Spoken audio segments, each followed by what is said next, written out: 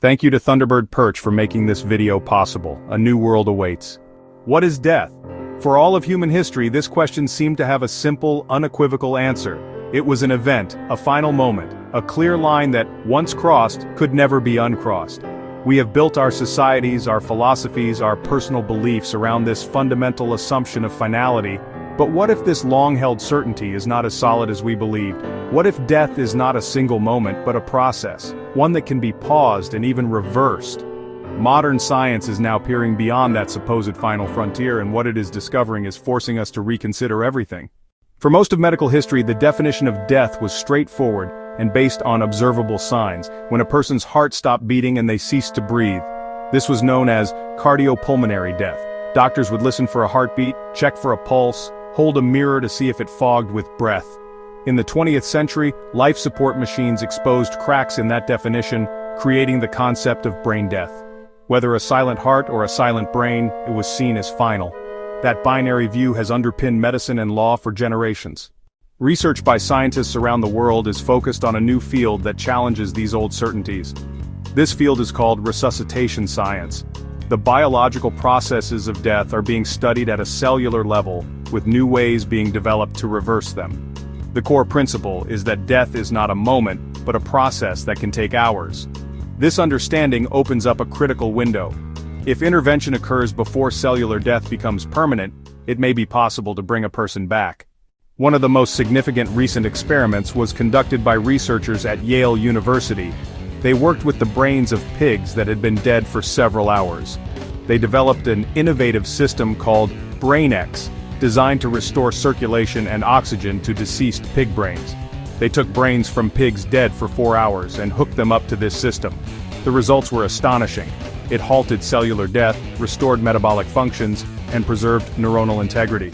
This proved that the brain's cells could be revived long after the animal's death, challenging the very concept of brain death. One of the most profound mysteries that the science of death forces us to confront is the nature of consciousness itself. What is this subjective experience of being, this awareness of our thoughts, feelings, and surroundings? It is the ghost in the machine, the subjective self that arises from the physical matter of the brain. Yet cardiac arrest survivors report clear, lucid thoughts from a period when their brains were not functioning. How can consciousness be present when the machinery believed to produce it is offline? This paradox is at the heart of current scientific debate. The AWARE studies have been designed to scientifically investigate what happens to consciousness during cardiac arrest. The term recalled experience of death is used. These are memories from being clinically dead before resuscitation. The accounts are remarkably consistent, regardless of cultural, religious, or personal backgrounds, suggesting a universal human experience.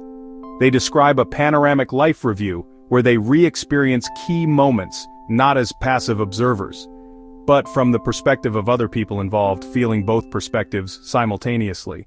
One of the most striking themes from recalled experiences is its profound moral and ethical dimension.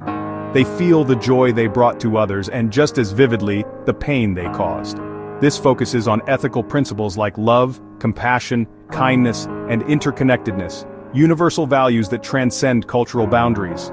The judgment they describe is not external, but internal, a deep, personal understanding of their life's impact.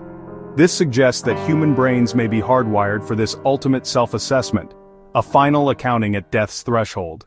The future of this research is wide open. Will it one day be possible to truly reverse death, not just for minutes, but for days or longer? As technologies become more powerful, society must confront when death should be reversed, and when it should not. We risk creating beings who are biologically alive but have lost their identity, a state some might consider worse than death. This new science forces us back to the most fundamental questions of human existence.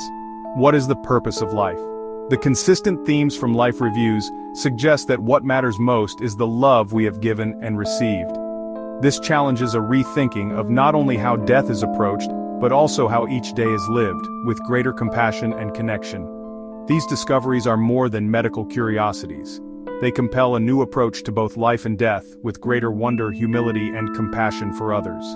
The ultimate mystery remains, but the pursuit of understanding will undoubtedly transform our world. Thank you for watching. If you enjoyed this video, please click like, share, and subscribe for more content like this.